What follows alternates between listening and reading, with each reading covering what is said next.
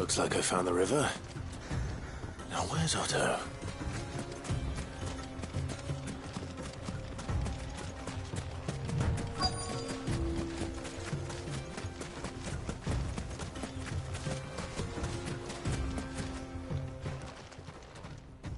Otto, sorry I'm late. Oh, Clive. I had a quick scout about, and I reckon this area's our best bet. Seems Blackthorn's the only one who thinks smithing with his Stardust stuff's a good idea. It's just lying here, waiting for any old fool to fill his boots. But unlike any old fool, you thought to bring a wagon. Well spotted. Now get filling.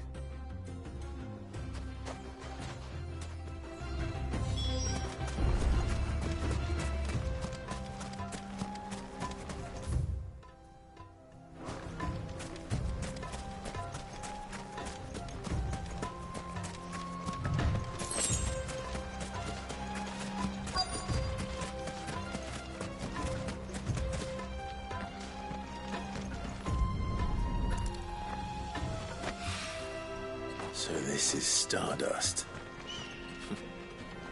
It just looks like black sand to me.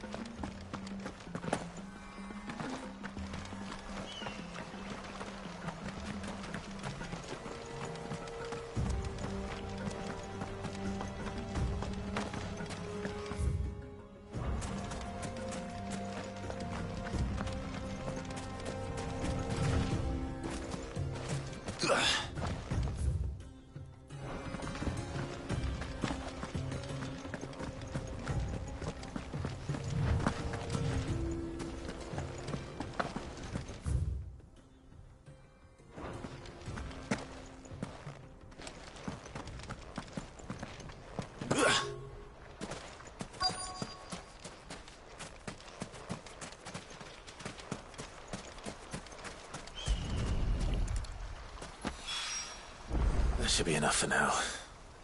Let's see how Otto's getting on.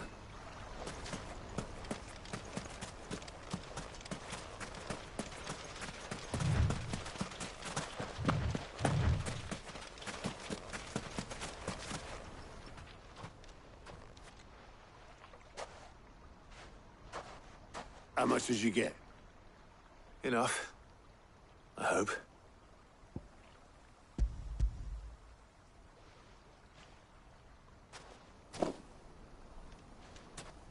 More than me. Put it all together and I can't see Blackthorn complaining. Much. Here, Clive. Do you fancy a walk?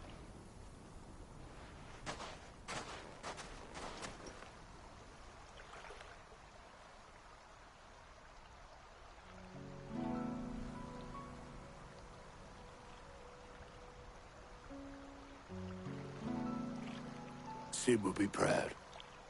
Of what? Of you, you idiot.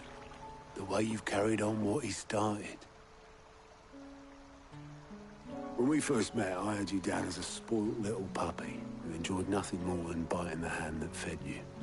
But 5 years on, you're the one doing the feeding. So thanks for proving me wrong. You weren't wrong. But I changed. Thanks to Sid. And thanks to you. When I suggested taking on his name, you were the first to back me. And if you hadn't, no one else would have. I couldn't have done any of this without you, Otto. Don't give over. You're making me blush.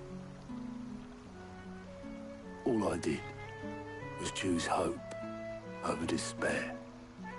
I gave you a chance, yes. But you're the one who took it. You took a rabble of homeless, hopeless outcasts and put them back on their feet. Gave them something worth fighting for, just like the old Cid did.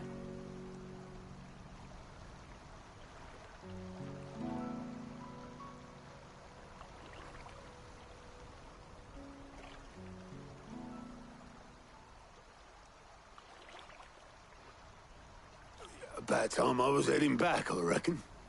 All this scrabbling about in the sand's taken its toll on the old pins. I'll see you back at the hideaway then. You can take a well-earned rest when you get there. Oh, I plan to. Believe you me. But I'll make sure Blackthorn gets his precious black sand before I put my feet up. He'll only moan otherwise.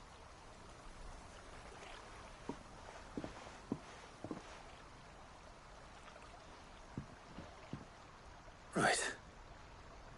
Ready to go home, boy?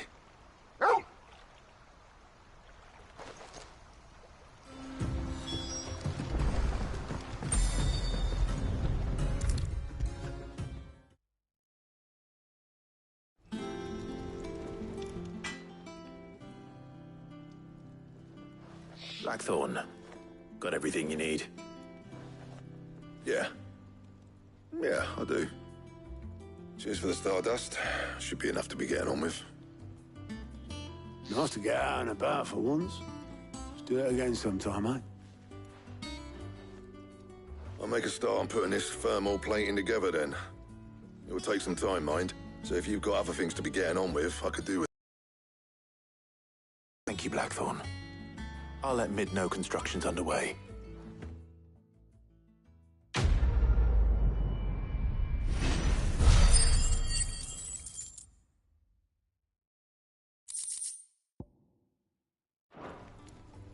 Suppose we'd better be getting back to work too. Give us a shout if you need anything.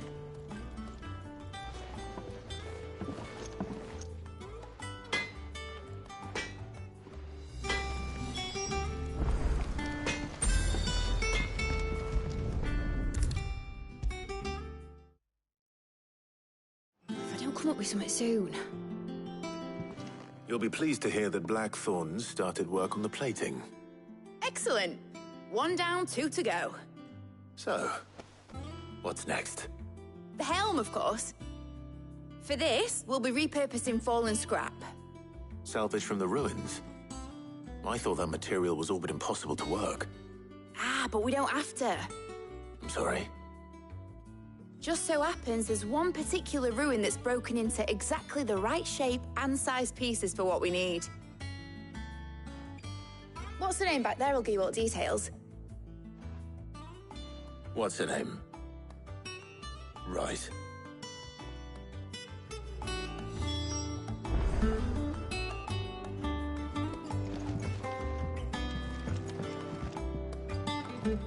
Oh, Sid, is this about the helm? Yes.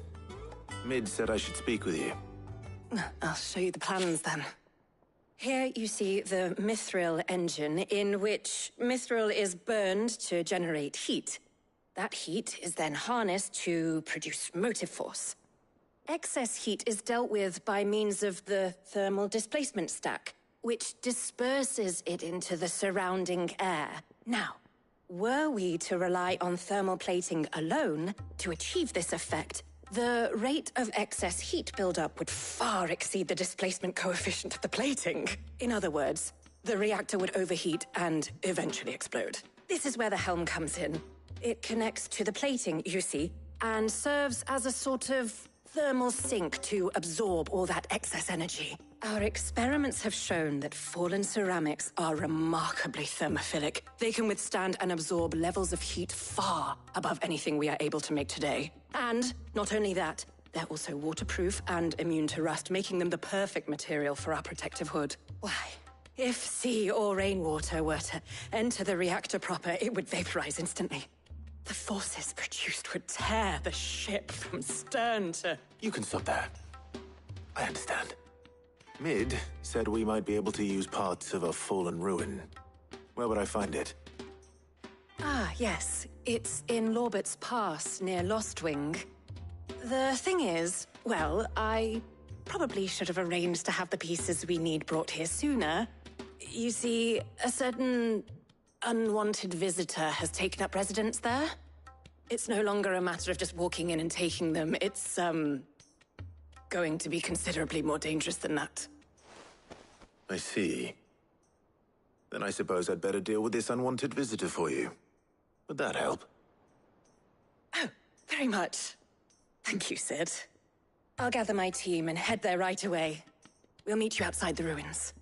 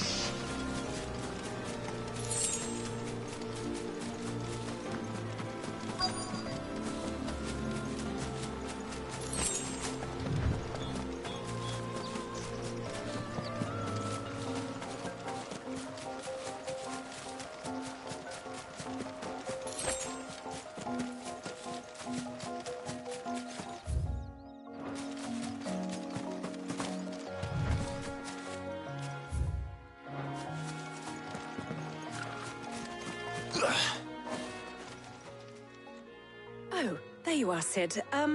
Thanks so much for coming.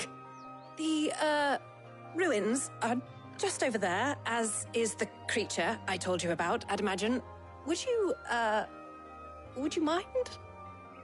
Of course. I'll be right back.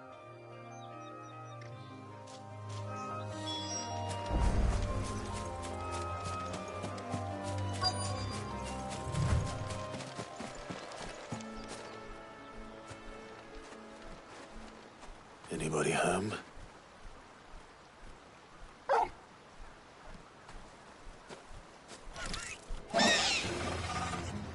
This must be our unwanted visitor. Time to go.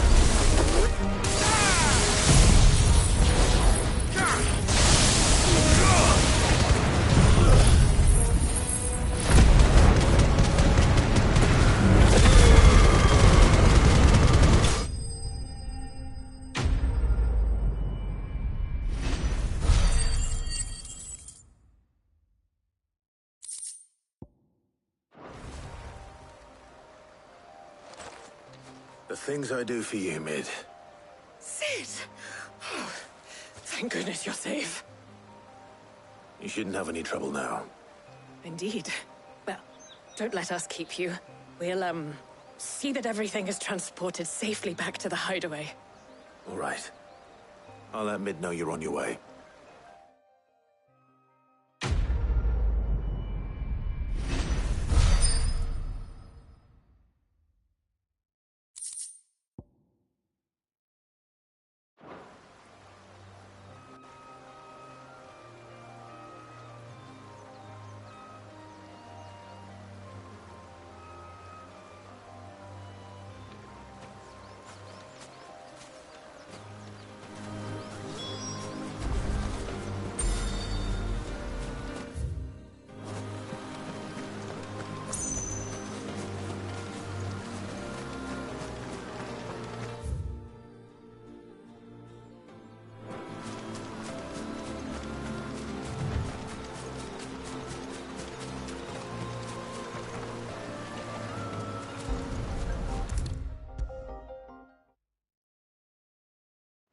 Come up with something soon.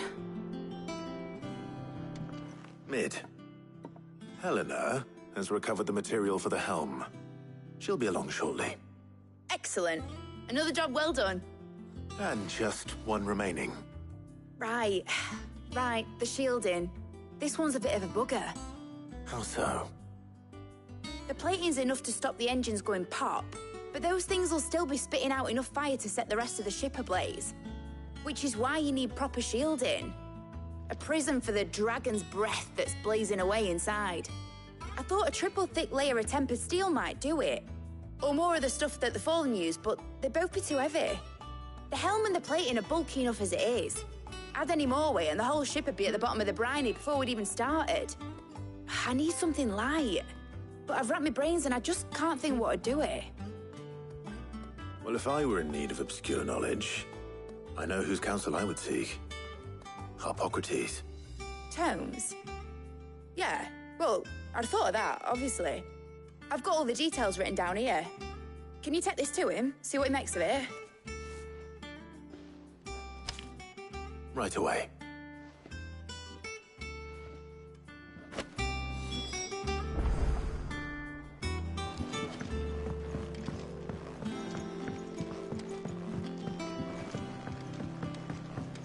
Mid might need some help.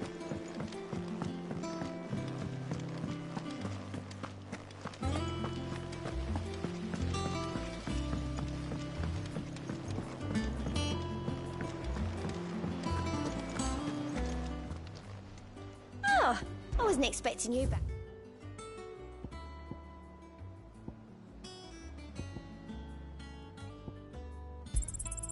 All yours.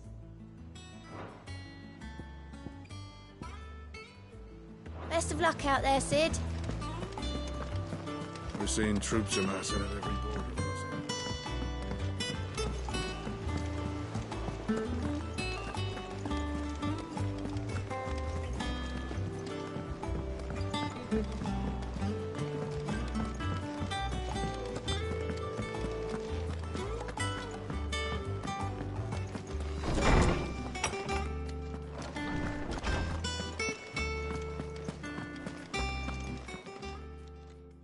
Harpocrates, do you have a moment?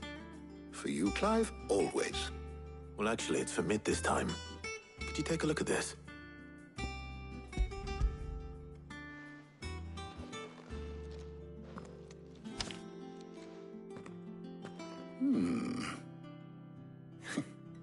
Shielding for a mithril engine? What Whatever will that girl think of next? And what are these notes around the edges? She has some specific requirements for the materials. The shielding needs to be able to resist extreme heat on the inside, and yet remain cool enough on the outside not to set the ship alight, while also being light enough not to sink it. As you can imagine, she's struggling to find anything that meets her needs. I see.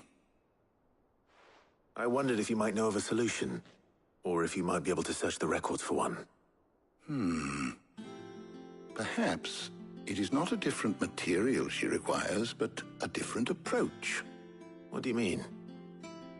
Consider the lake we have made our home. Its blighted waters eat away far more quickly than fresh water or even brine, at timber and steel alike. And yet, we have made a home here from those very materials nonetheless. We have. But Bardolph must varnish every board twice over to keep it from rotting. And Obelisk complains that without a constant supply of pitch. I see. Early Gregorian histories speak of a preparation known as moon dew. It is said to be able to resist even the most ferocious flames. Before the dragoons tamed the worms and wyverns of the realm, nobles would daub their castle walls with it in order to guard against dragonfire. So if we could recreate it... It might be applied to some material or other in order to provide the protection Mid requires. As to how best to apply it and to what material, perhaps Bardolph and Obelisk might be of assistance. I shall speak to them and see what wisdom they might have to offer. If you would be so kind as to procure the necessary ingredients, I shall discuss the specifics of how it might be most effectively put to use with our two friends. The knowledge of the past may yet prove useful to we of the modern era.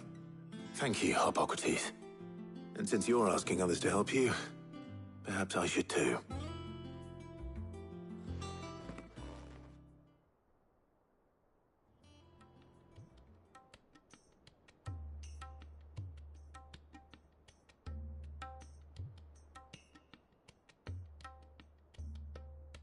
So you need a hand, do you? We do. I'll be heading to market for the ingredients we need. I could do with some help. And some company, too. The other can assist me in researching how best to prepare the shielding itself. Can we count on your aid? Always. Well, if Jill's game. Thank you. I am sure either of these fine young minds would prove indispensable in my research. I leave the decision as to who will go with whom in your capable hands, Clive.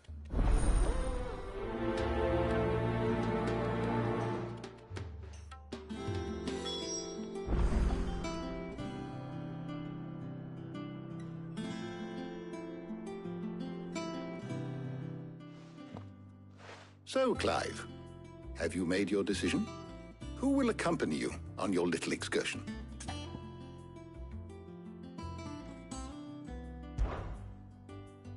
Very well. So then, what do we need to find? I have taken the liberty of preparing a list. Here. White chocobo eggs.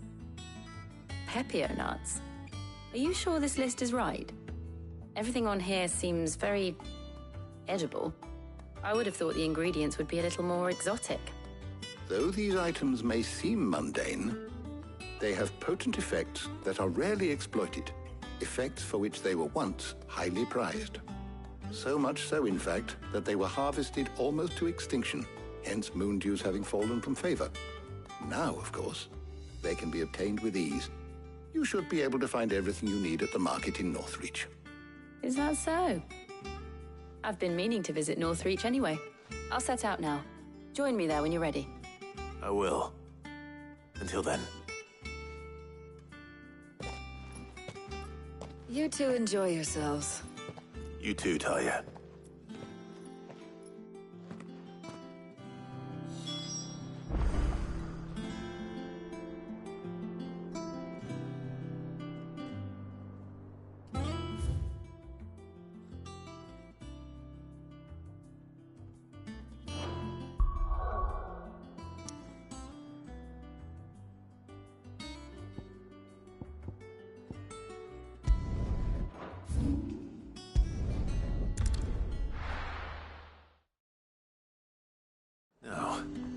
Where's Jill? Do you see anything you like?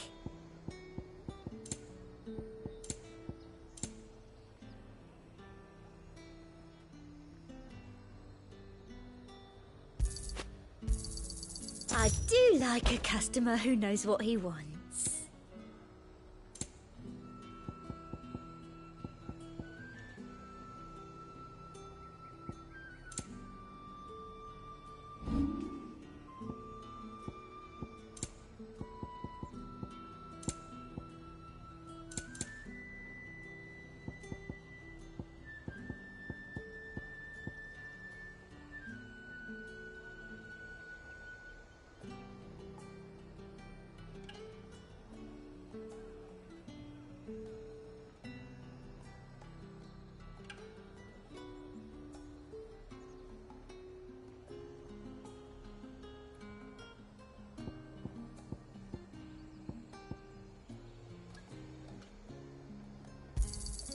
Thank you.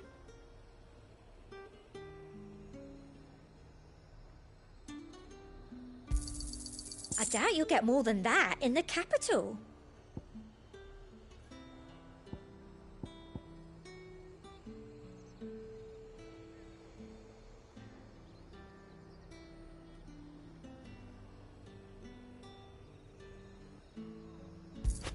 I'll be here if you need me. There's talk. Have a glass. Keep them pilgers nice and chilled. Are those Pepio nuts? How goes the hunt for ingredients? I've only just started. I'm sure everything we need is somewhere amongst all these stalls, though. Why don't we split up and see? We'll take a couple of ingredients each. All right. What am I looking for? How about you look for the Pepio nuts and some garlic? I'll find the other things we need. We can meet by the gate when we're finished.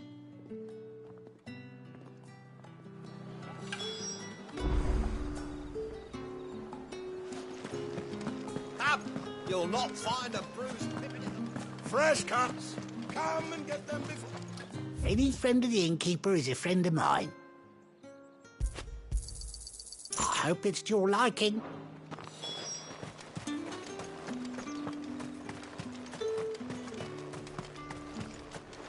Oi, don't touch anything. And good riddance. That's everything. Let's see how Jill's getting on.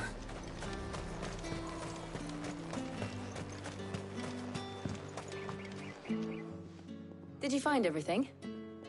I did. Here.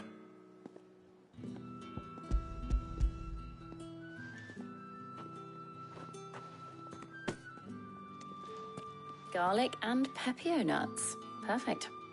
Now all that remains is for Harpocrates to somehow turn all this into what Mid needs to keep her engine cool.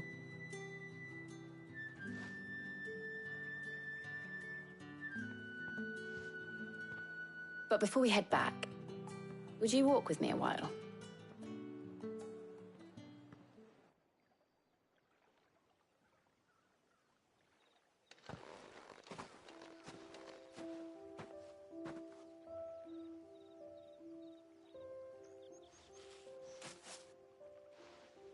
Thank you for asking me to help you today. It makes a nice change. It does.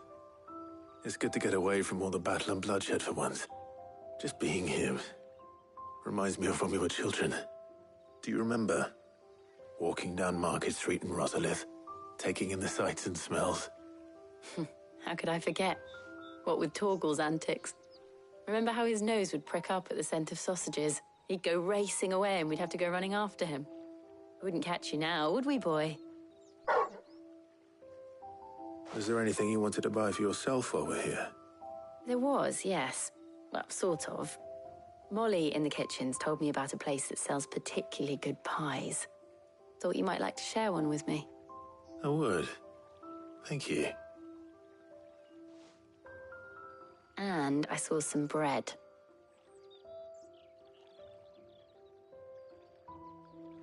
Big white cobs like the baker back in Rosalith used to make. What do you think? I thought we might get some soup to dip it in. But then I tried a slice of the butcher's dry-cured ham and it was just... oh! You all right? Sorry. It's just... you're right. I really do feel like a child again being here with you.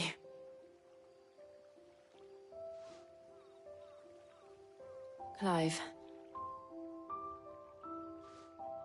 Is it wrong of me to enjoy this? No, Jill. This is how life should be. And it's how our lives will be when our work is finally done. When we can live on our own terms. I hope so. Thank you, Clive.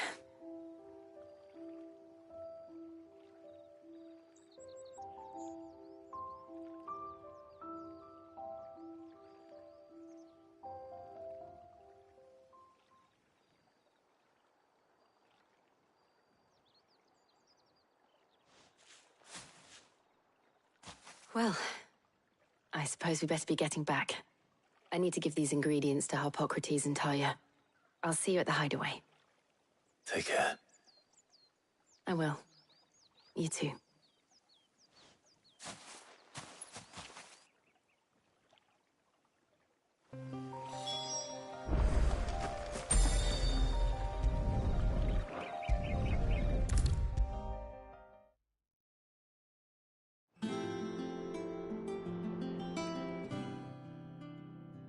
How's work on the shielding progressing, Harpocrates?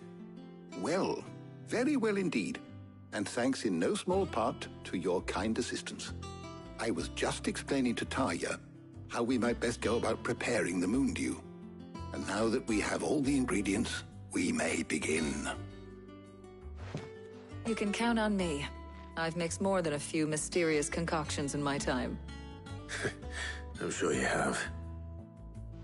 What about the shielding itself? Work is underway, under the watchful eyes of Bardolph and Obolus. Apparently, it'll be ready soon. Thank you. All of you. Right then. Jill, would you join me in the infirmary? Many hands make light work and all that. Of course.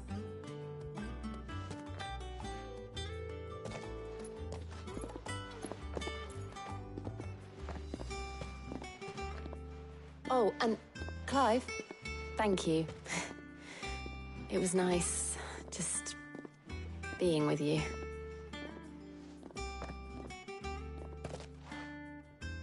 It appears our work here is almost at an end. A shame. I was enjoying playing the man of action for once. When both the shielding and the Moondew are ready, it will merely be a matter of applying the one to the other. Followed by a rigorous process of testing and retesting, of course. Perhaps someone ought to warn young Mid of that. Leave it to me. Thank you, Harpocrates.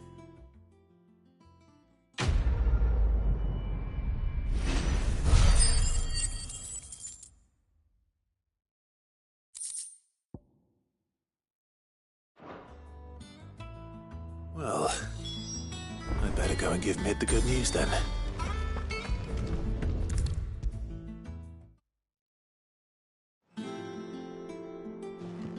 Sorry to keep you waiting, Mid.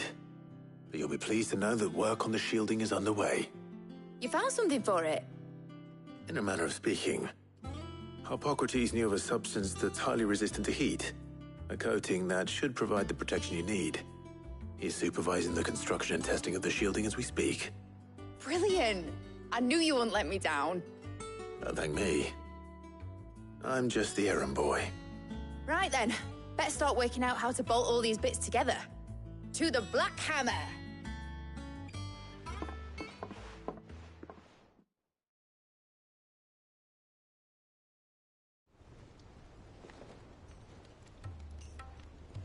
You know, when I got into the smithing game, I thought I'd be making swords and shields, not thermal bleeding didgeridoo-dahs. Displacement stacks. Same difference. Whatever you call it, I ain't putting it together in here. It's cramped enough as it is. Let's take this outside. Mid, you get all the parts lined up on the deck. I'll take care of the rest. On my way! Oh, and bring me the biggest hammer you can find. This is gonna require some precision walloping.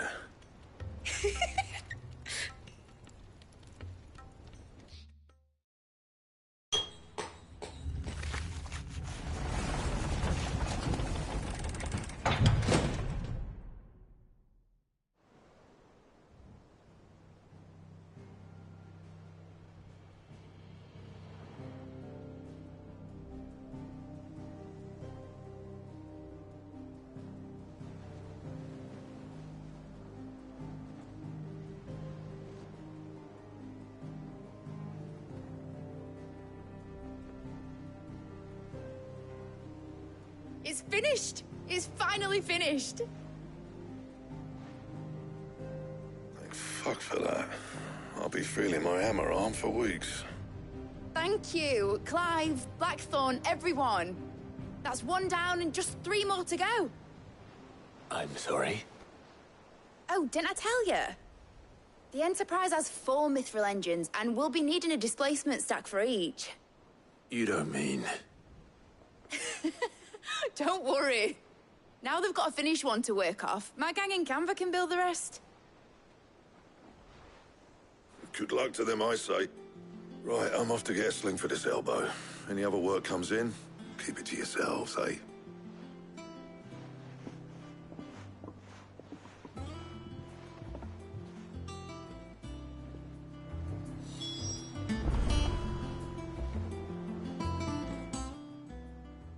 What's the matter? Nothing. Just daydreaming. Thinking about the Enterprise sailing off over the horizon to shores unknown. Searching for a land untouched by the Blight. Just like me and my dad planned.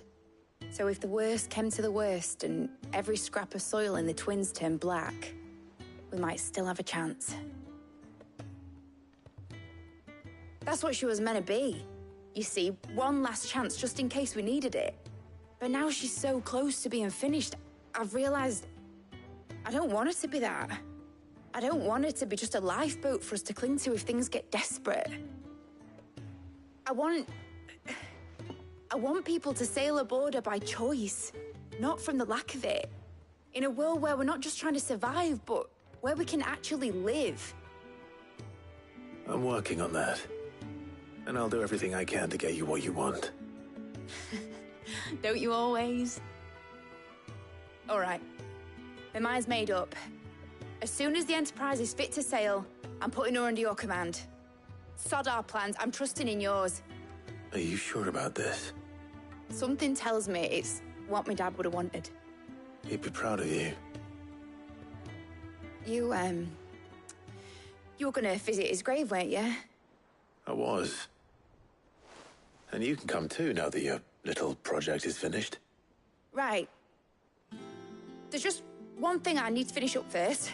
Won't be a mo. All right. I'll let Otto know you're coming. Meet us in the mess when you're ready. Aye, aye, Captain.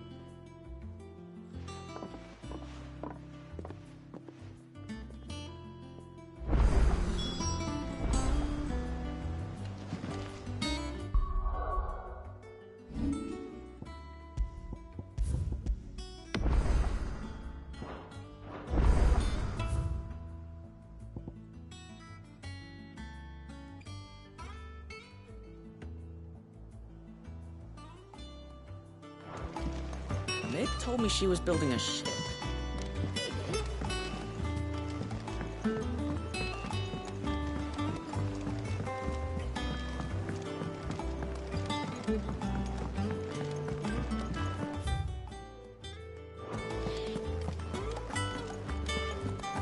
He cracked the crystal too. You're joking.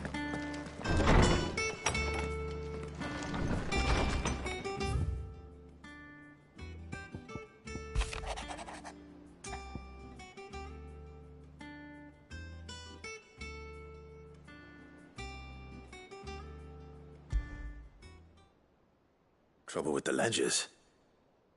Shouldn't he be asking Otto for help?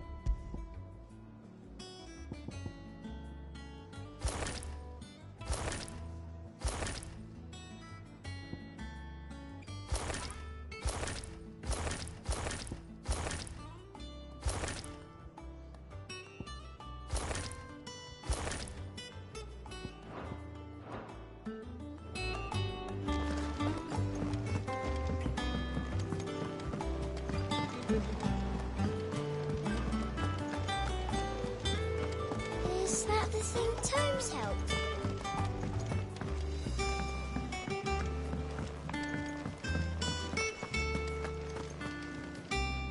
Clive, did you get my letter? That's why I'm here. Shh. Otto might be listening. Is this better? A little. Listen. I've some bad news. It turns out the Hideaway may be slightly behind in its payment to certain lenders, and it's maybe my fault. But I swear to the goddess, I thought I had the numbers square. Sadly, that square turned out to be more of a circle. 0, you might say. I can straighten it out, I swear, but it's going to take some time, and I'm going to need help keeping it from Otto. Bit late for that, I'd say. There you are! What a surprise! So let me get this straight. You forget to pay our lenders what they're due, and instead of coming straight to me, you get Clive to come to you. And I hope he'll dig you out of the hole you've dug for yourself. Clive, the man in charge of the place you've been cheerfully trying to bankrupt. And you thought this was a cunning plan. Why? Well, who needs paying? Oh, just Martha. And the Dame. And, well, Lady Karen. But only 500 talents. We owe 3 of our most trusted friends 5 million gil. Each. 5 million each. They lent us the bulk of the money we used to rebuild the Hideaway, you see, and, well, I must have made some sort of oversight. Those ledgers were my responsibility, and it was my decision to entrust them to you. This is my fault. Do we have that much to hand? I can always ask my uncle. No, we don't. And no, you won't. We've lightened Lord Rosfield's purse enough. After the king's ransom we had off him, he deserves better than to see our begging bowl. Besides, we'll need to learn to stand on our own if we're gonna make this work. All right. But that doesn't mean you have to shoulder the burden yourself. Is there anything I can do to help? There might be. How'd you fancy taking these to Martha and the Dame? Rocks. Rocks? I set aside for when times got lean. And I reckon 15 million in overdue debt probably qualifies. I just hope our associates' eyes are a bit more discerning than yours. I'm sure there will be. Should be me making the rounds, really. But you know how it is with this place. Orders to bark, arses to wipe, and all that. I know. Which is why I don't mind going in your place. Go. Do you know why I only gave Master Clive here 2 star rubies? Because you'd rather Lady Karen killed me. Because I'd rather Lady Karen killed you. Yes. Well, I suppose this is goodbye then. Don't worry. I'm sure Karen will understand. Really? Do you think so? No, I don't.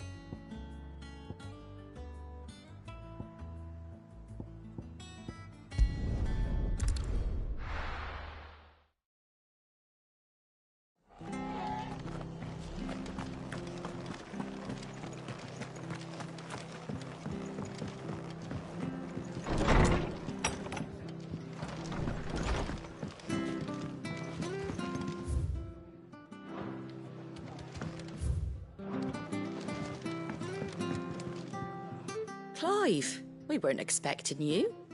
I wasn't expecting to be here, but it seems we still owe you a considerable amount of coin for your help with our rebuilding efforts. And though I doubt it's what you were expecting, we were hoping you'd take this as payment.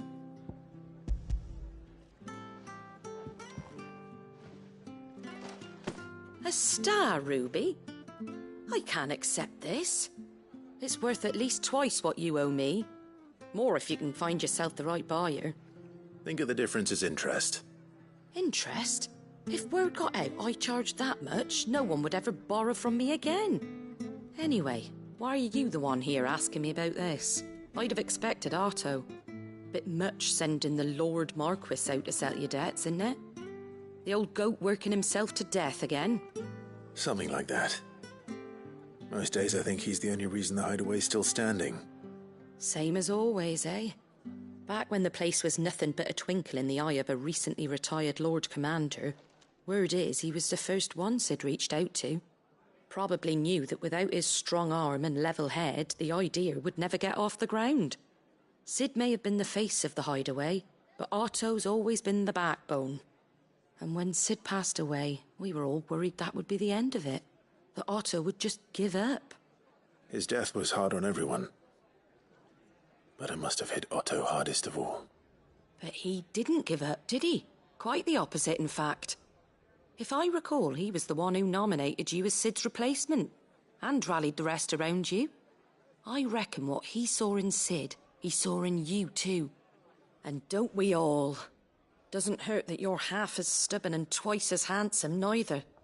That, and you keep good company. I suppose I do.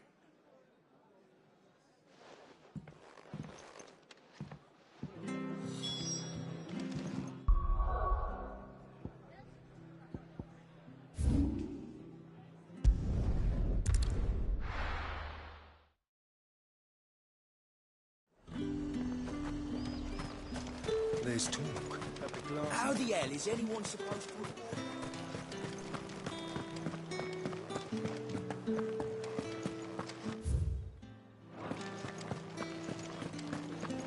Did you hear that? The gates to heaven. I want to see you again. It's all right. What am I going to do without sweet water and oil of talc? Milady, I come bearing gifts. Gifts? Whatever is the occasion.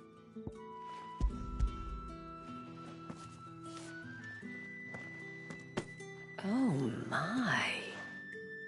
Clive, you really have outdone yourself. Otto asked me to give it to you. To settle the hideaway's debt with the veil.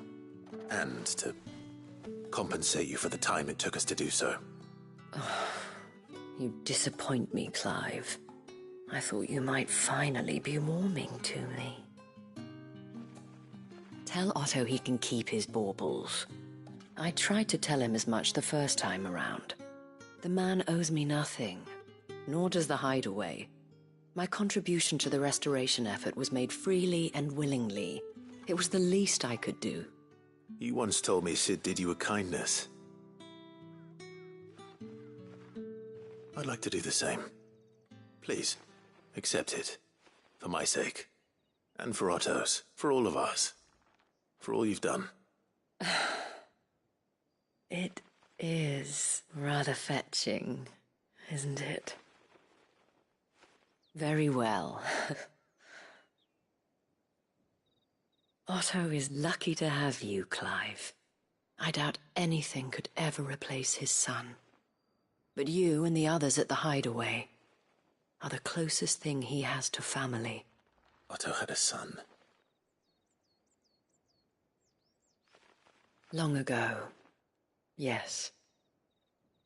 Sid told me Otto lost him when he was just a boy, and blamed himself for not being able to stop it. I don't know how it happened, whether there was anything he could have done, but it was clear that it weighed heavily on him. I didn't know. How could you have? I doubt anyone did. Besides Sid, I've never met a man more keen to bear his sorrows in stoic silence. An ill habit, given that both have always been surrounded by friends desperate to help them. I'm beginning to see that.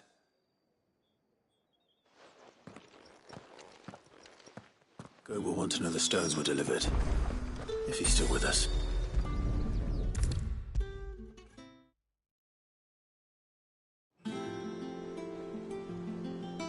Goat. Still alive, I see. So Lady Karen accepted the ruby. Ah, about that. I tried my best, but she was just too stubborn to take it. She threw it right back in my face, in fact, and told me I could stick my stupid stone where the sun don't shine. Karen refused payment. I hope it wasn't something I said. I'm sure you were as tactful as ever. Let me see what I can do. Oh, wonderful. I hope you have better luck than I did.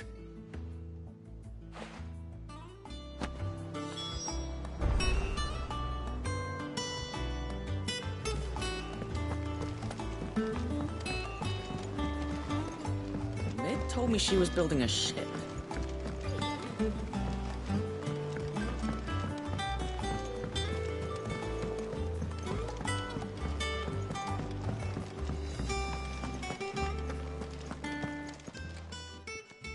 Lady Karen, Goad tells me you weren't happy with our offer.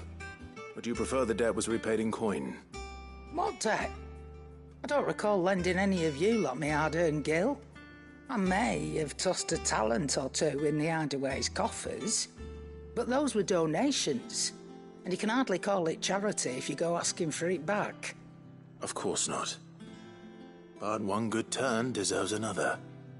And our circumstances have changed. Surely you wouldn't shun the gratitude of a pauper who happened to have become a prince. Oh, so you're a prince now, are you? Fine. But I'm selling it and taking what I'm owed, then you're getting the rest whether you like it or not.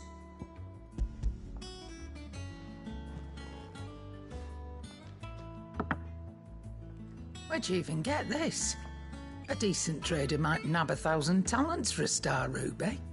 A canny one, meanwhile, might claim it were nicked from the belt of Sid the Outlaw himself and ask twice as much. Might be I already have a buyer in mind.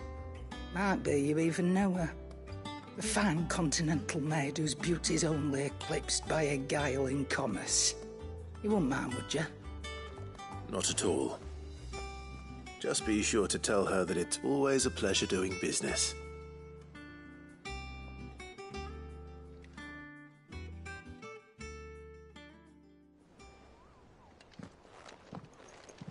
I hear you ended up delivering all 3 stones. Thanks to this lump. I sometimes wonder what I pay you for. Speaking of which, I still haven't been paid last month's wages. Oh, so you remember what's owed to you then? Get your ass behind that disc of yours and don't get up before those ledgers are square. Right away.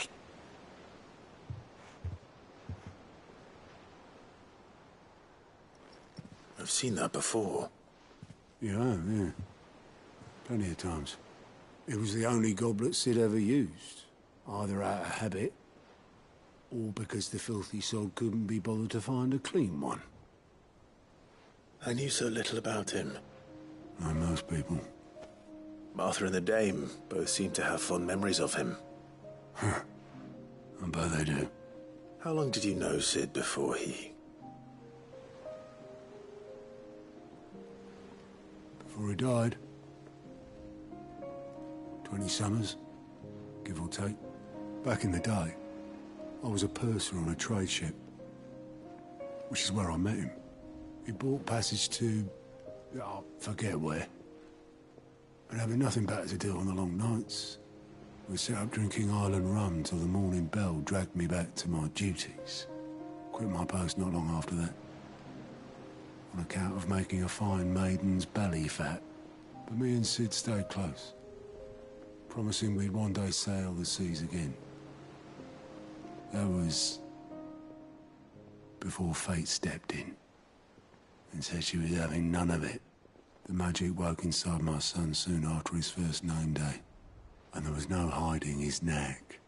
Couldn't you and your family have? My family were the ones who summoned the constable, wanted the monster taken away. I couldn't turn my back on him, forget what I felt, and I couldn't for the life of me understand how they could. Luckily, Sid was of the same mind as me. It was him who stood beside me when all I wanted was to tear the whole world down. Him who cried for me when I had no tears left of my own. Him who swore he'd do everything he could to stop it from happening again. And he was true to his word, too. Left the Royal Army once and for all. His ranks, his ribbons, gone. Just like that. Threw away everything he had. All to right a wrong that no one else had the courage to face. I knew then I'd follow that man to the ends of the earth.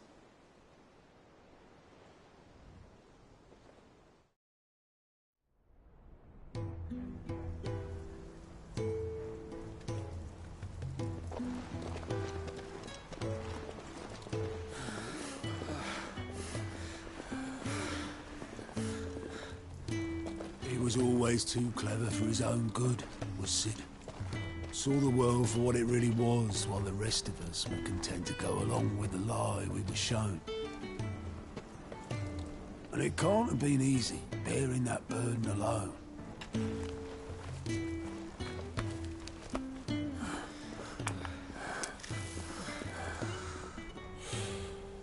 But he didn't let it stop him. He never lost faith in what he believed was right. And that gave us faith in him. Faith he'd steer us true. So I swore to myself that I'd always be right behind him, ready to catch the stubborn sod, if ever. But I couldn't even do that.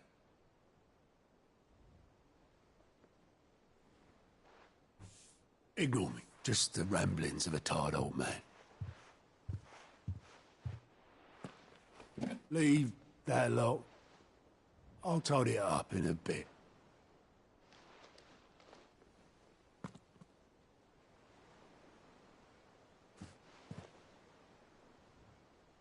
This is Sid's handwriting.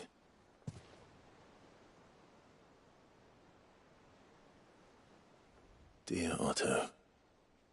I may be drunk, but I wanted you fucked without you. I love you, you grumpy old sod.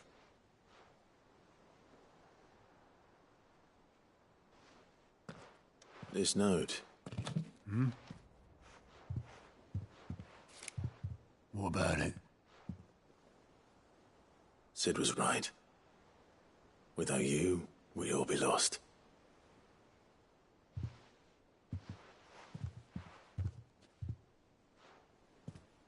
He should have bloody well said so then. Just once. Before he went. But then, why would he? Him, or anyone? I'd only have told him to piss off.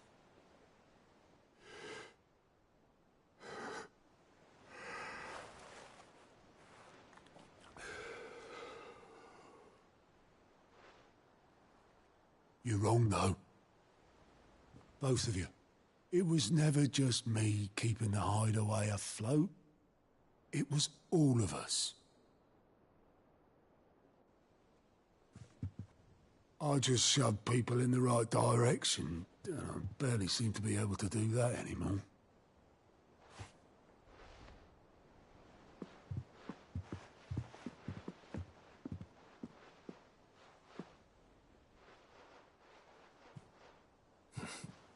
Would you rather go at the helm?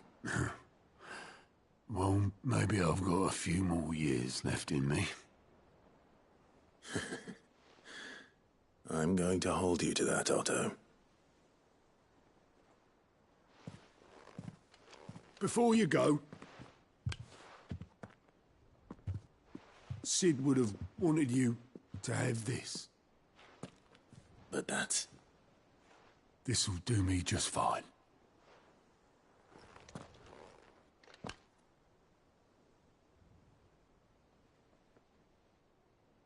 Thanks for the ray of sunshine. I'll see if I can't pay you back. Already have.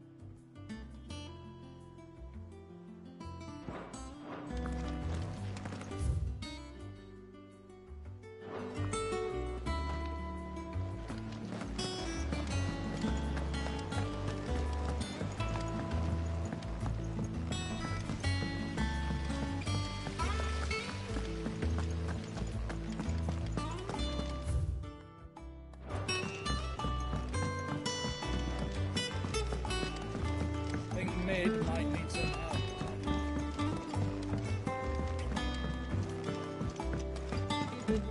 Well. Here, Sid. Reckon you might be just the man to help me out of a bit of bother, if you've a mind to. Let's hear it. Well, it's about this alembic the Chief's got me making. Lovely bit of kit it is. Bung in a solution you want splitting, and it will separate it out, just like that. Problem is, it won't always get rid of all the impurities.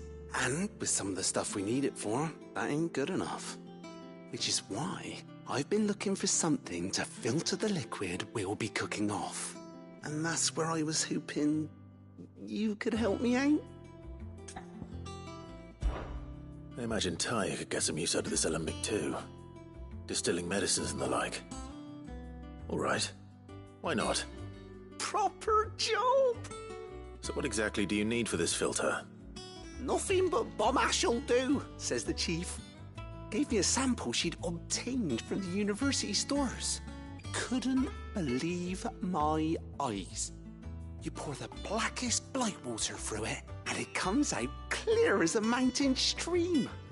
So, I did a bit of reading about where I might be able to get hold of some. And do you know what I found out? It's only the blimmin' bones of a bomb king. They leave them behind when they die, see? I take it that's where I come in. If you wouldn't mind. I saw a billet on the hunt board for one just the other day. Would have gone myself, but, well, fighting dirty great balls of flame isn't exactly my forte. You, on the other hand... All right. I'll see what I can do. Thank you kindly. And a good hunting, eh?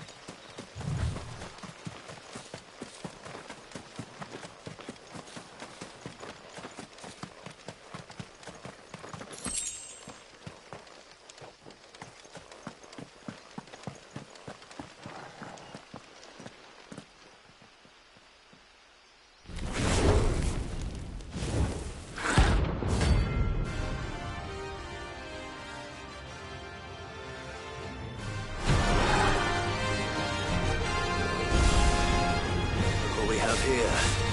Greetings, Your Majesty.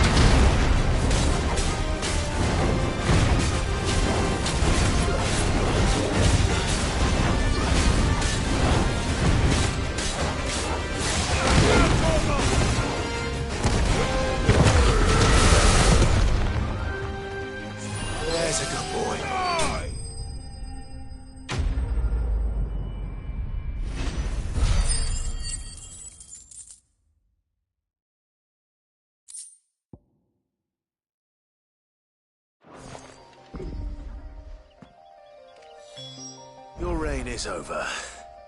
Now to collect the ash. I should probably have brought it back. This looks like the stuff. Let's see if there's any more.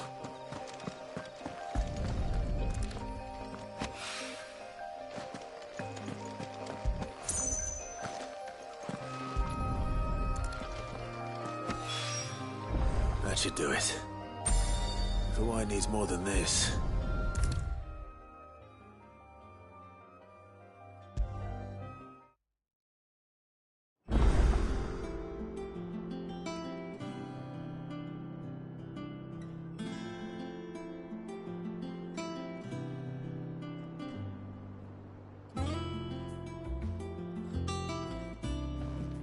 All right there, Sid? How's that hunt for the bomb ash going? I have it here.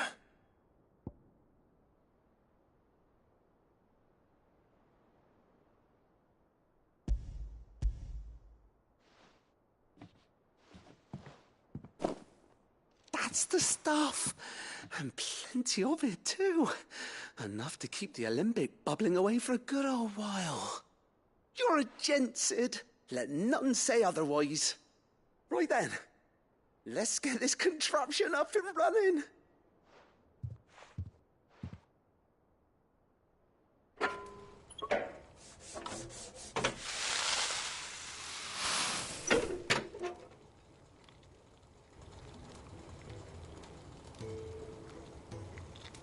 There we have it.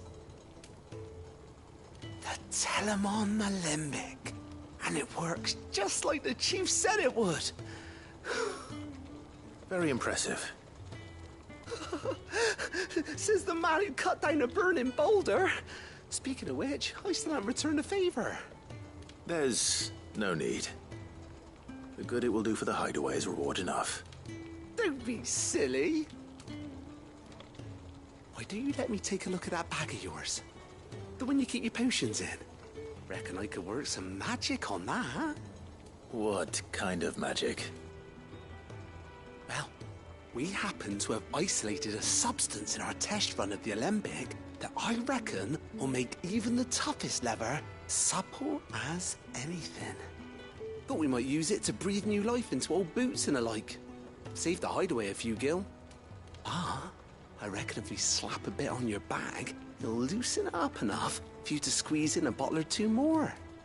Well, it can't hurt to try, I suppose. That's the spirit. Leave it with me. I'll only be a mo.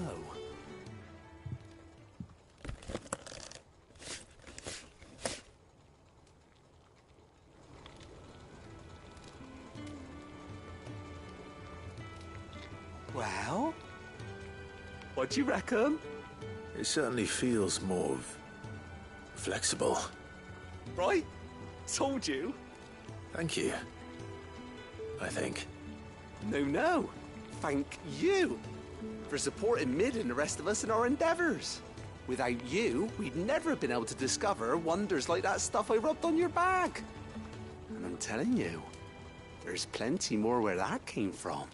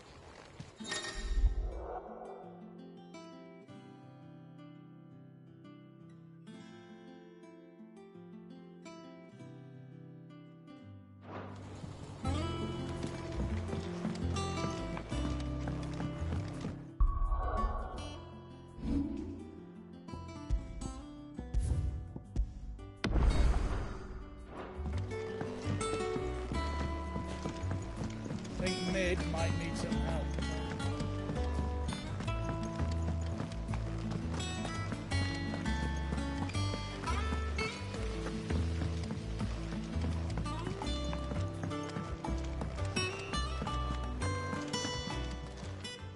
How may I help you today, Clive? Come to claim your just desserts? Here you are. Best of luck out there, Sid.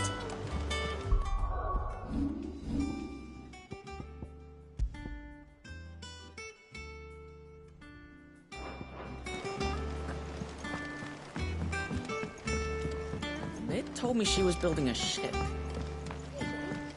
Is that the thing Tomes helped to build?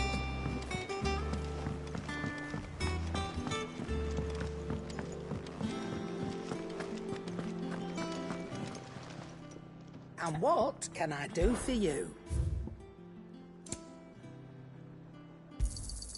You're rubbing me blind, you know. Come again. Or don't. I'm not much bothered either way. Crack the crystal too. You're joking.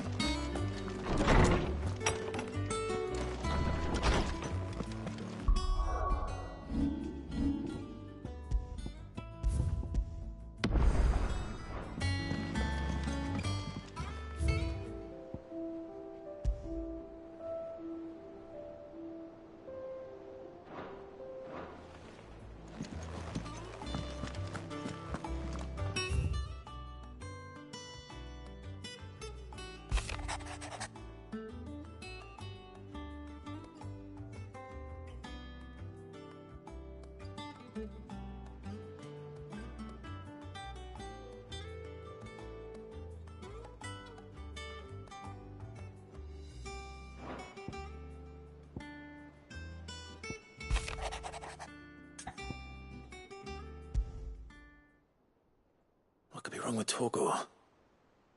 He seemed well enough when I last saw him.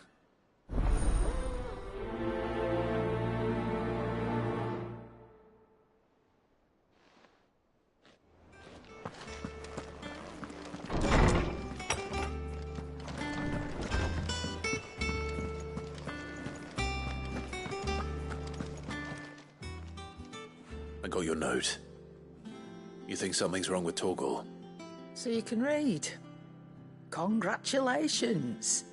But I didn't say how we're wrong with him. I said something weren't right. He's not been eating me treats.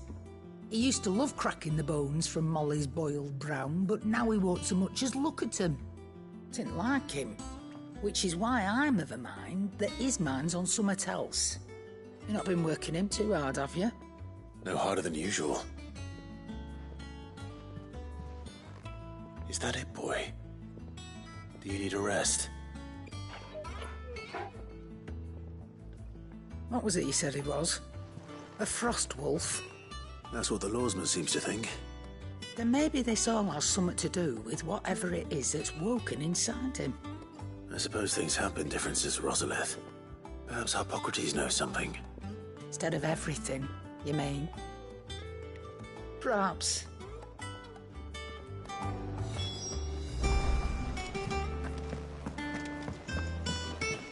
Thank you, Clive. What can I get you, Sid? Well, someone's in a good mood. Drink up, you lot. The next round's on Sid.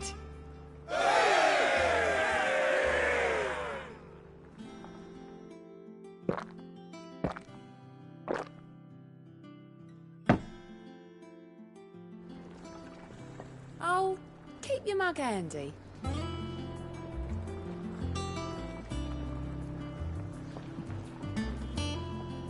You look like you could do with a drink. As if setting our people free wasn't enough. Good news, everyone. The casks have been liberated. Here's to Sid.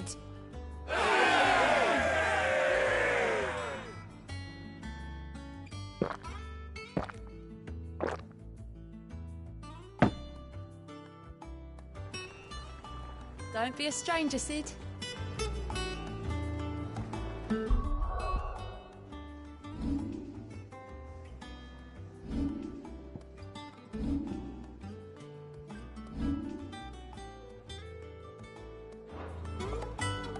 What can I get you, Sid? Honestly, Sid, you're too nice for your own good.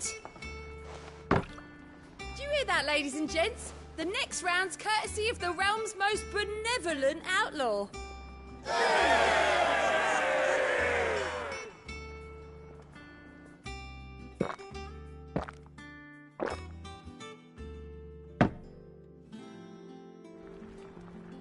Oh, keep your mug handy. You look like you could do with a drink. That's what we like to hear. Knock 'em back, everyone. Sid's buying.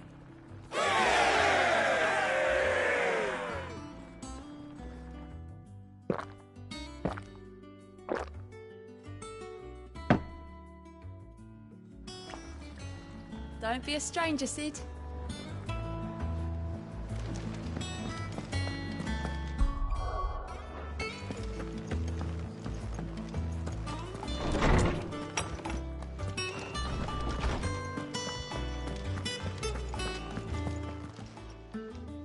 Lawsman, I need to ask you about Torgor. Something's not right with him.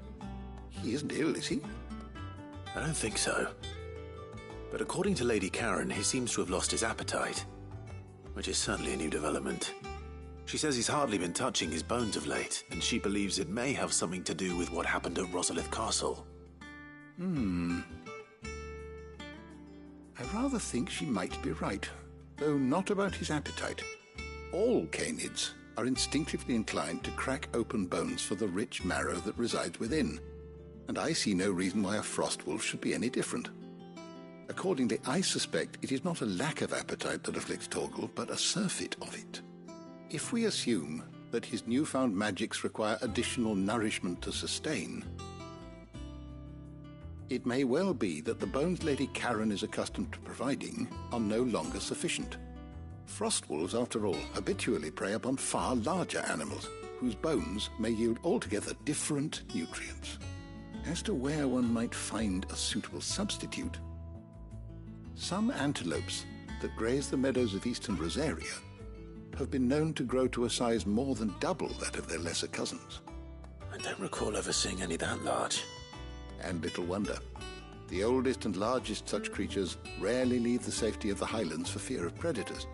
The last elder antelope sighting I recall hearing about took place near Cressida, and that was long before the village was abandoned. Even so, it seems like a good place to start. Good hunting, Clive.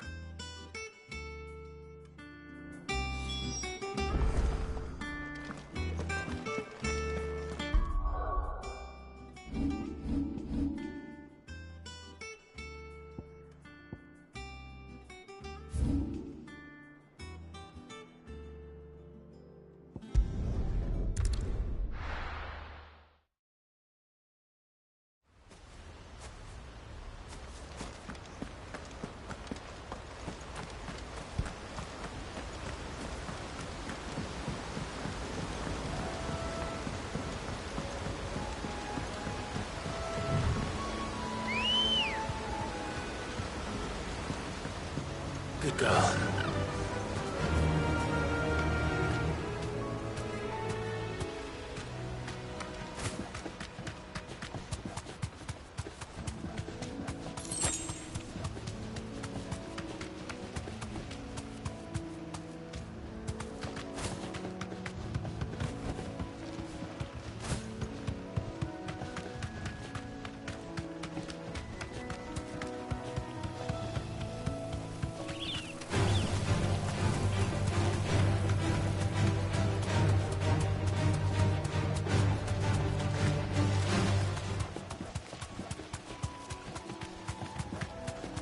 It's certainly quiet.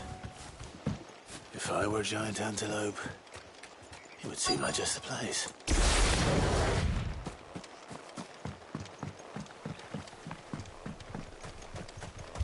I doubt we'll find one bigger than that. Hungry, Torgal?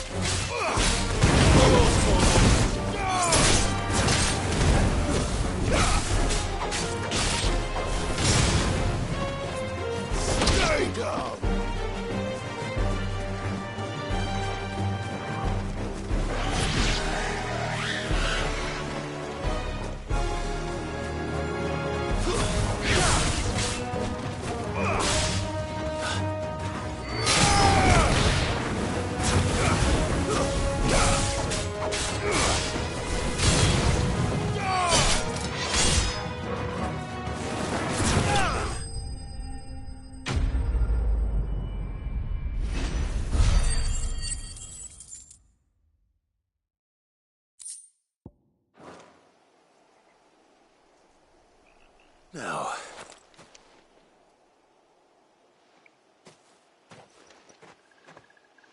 will it be enough, I wonder?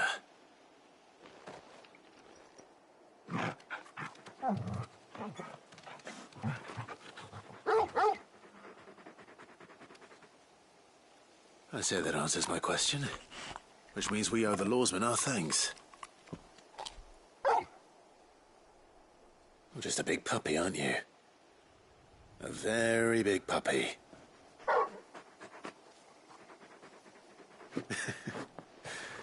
You do know you can take that with you, Torgal. Lady Karen will be relieved to hear you've got your appetite back. Come on, boy.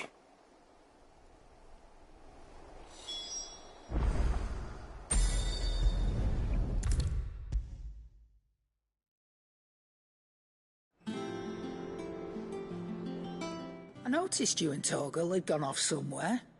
Take him for a walk, did you? You could say that.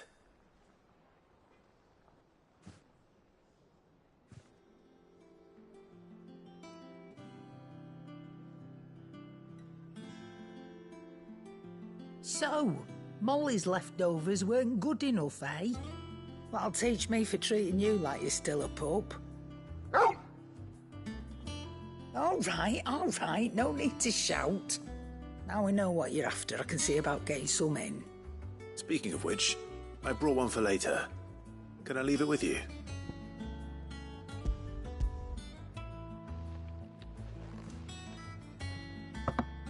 You can, aye.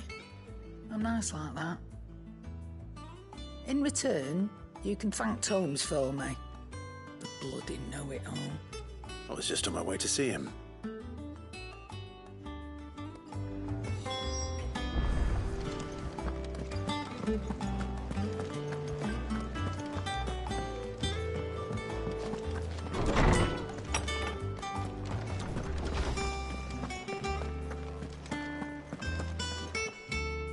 Ah, Clive. Were you able to locate your quarry? We were indeed, Lawsman. You pointed us in exactly the right direction. And Torgal's been a very happy hound ever since. Very good, very good. Lady Karen sends her thanks, by the way, for your part in solving the mystery. Ah.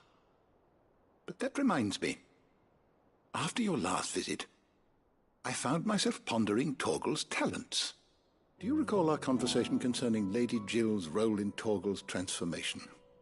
About how she somehow woke the power within him. Precisely that.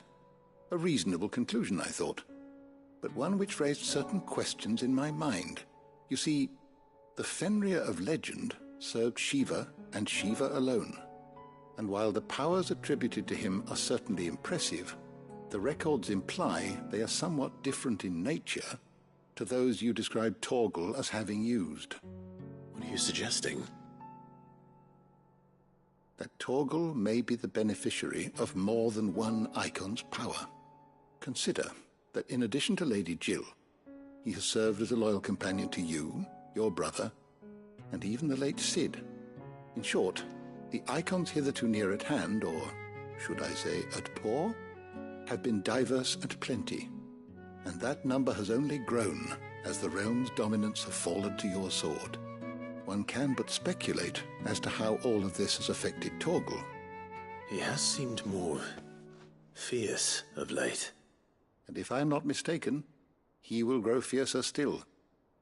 We are fortunate indeed to be able to count him amongst our allies and not our adversaries.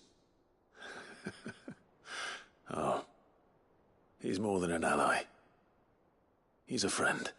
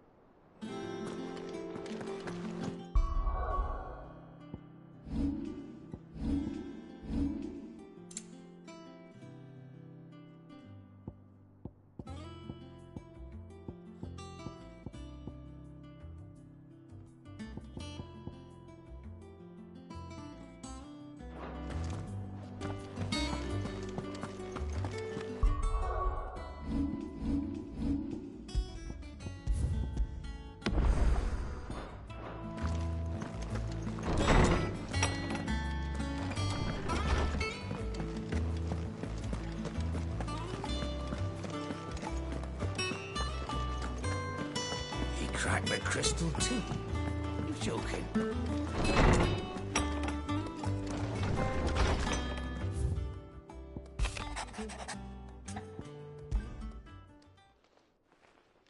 Hopefully it's nothing.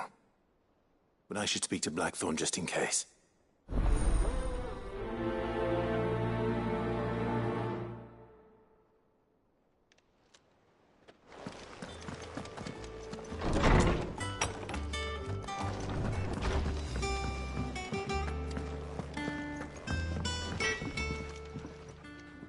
Blackthorn, your really, no. This won't take long. I just wanted to, and you might still, perhaps sharing your thoughts might.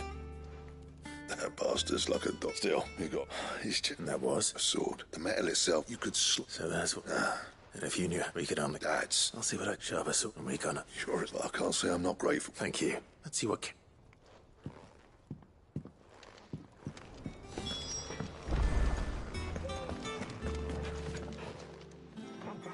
You're looking well, Karen. What do you want? I want to know about the... Running around. I suppose I am.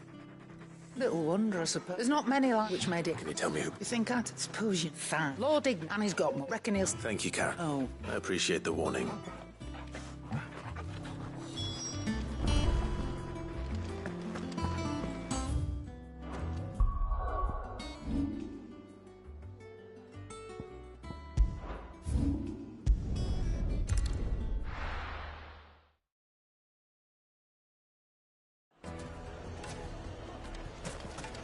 People take notice of wealthy men. Shouldn't be too hard to track down Karen's collector. They're saying Drake's find is gone. The whole Mother Crystal gone.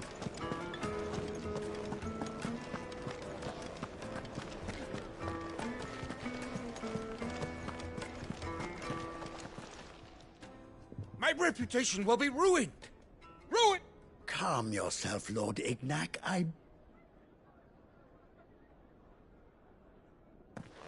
Pardon the intrusion. Out! I paid for these rooms.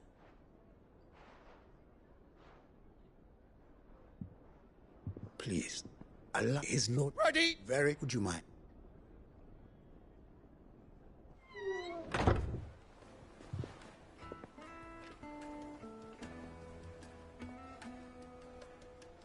I'm sorry if I... That has been... I don't suppose. A single-edged sword. Ah. Then I'll retrieve... You have... I want an audio. A condition. I don't suppose... I did not every... And that's... I shall... That will be very... Farewell.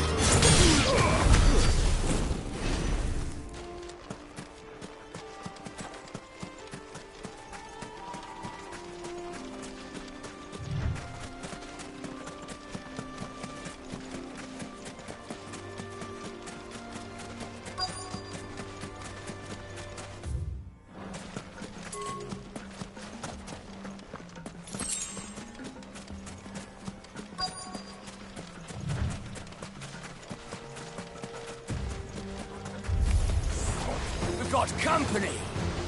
Come on, lads, let's tear the bastard's head off!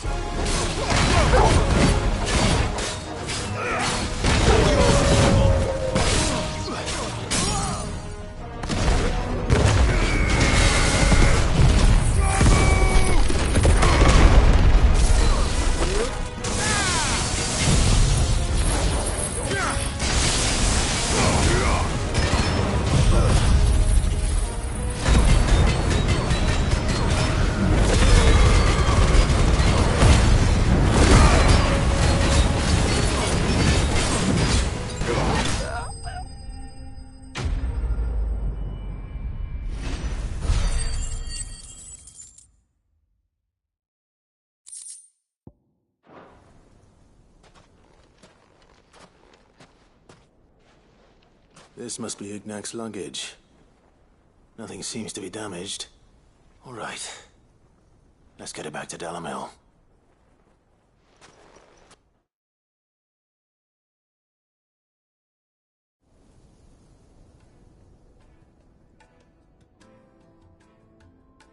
I hear I have you to thank for the return of my effects. What shall I call you, my good man? Wyvern. Glad to make your acquaintance. A formidable name indeed. Well, Wyvern, I appear to be in your debt. Redeem here tells me you wished for an audience. Is that all? A few moments of your time should suffice, yes. You're a peculiar fellow, Wyvern. All right. A master? Oh, Karen, it was and is you, they believe. Each deserve. But how do they? Why, they use a whetstone. But it is the min and that. Wyvern, it take this, the berries, and a Thank you. Pardon. I am Locke, I am one. Too many to count. And is a... Farewell, Wyvern. Redeem! We...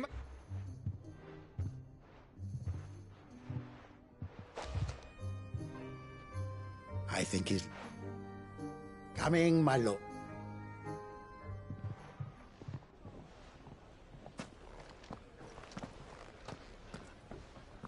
Trust Uncle Butt now.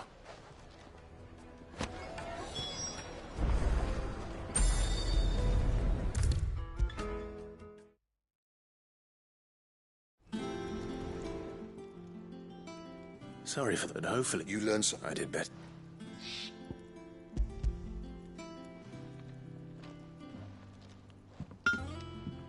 Yes.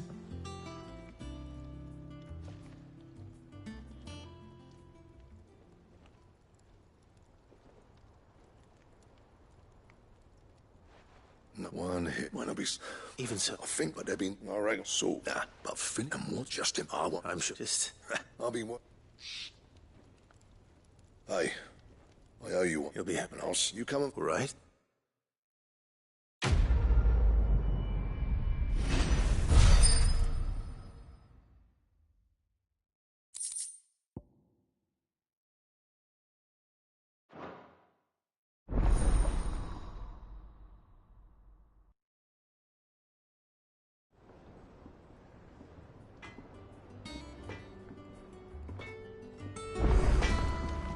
Clive. What's that for you, dear?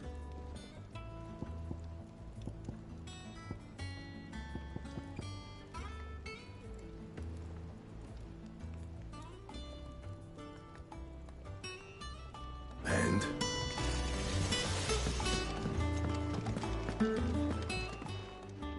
don't just stand there gawping.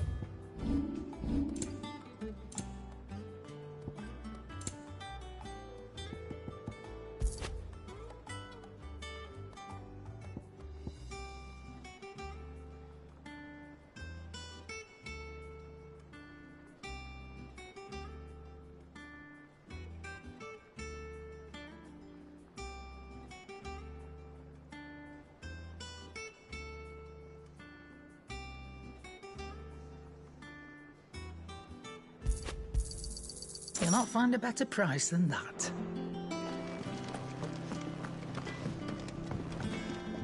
Back, are you? So, what'll it be?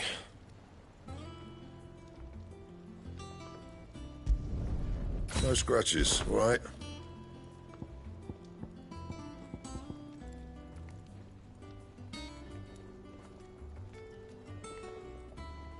And? He cracked the crystal too? You're joking.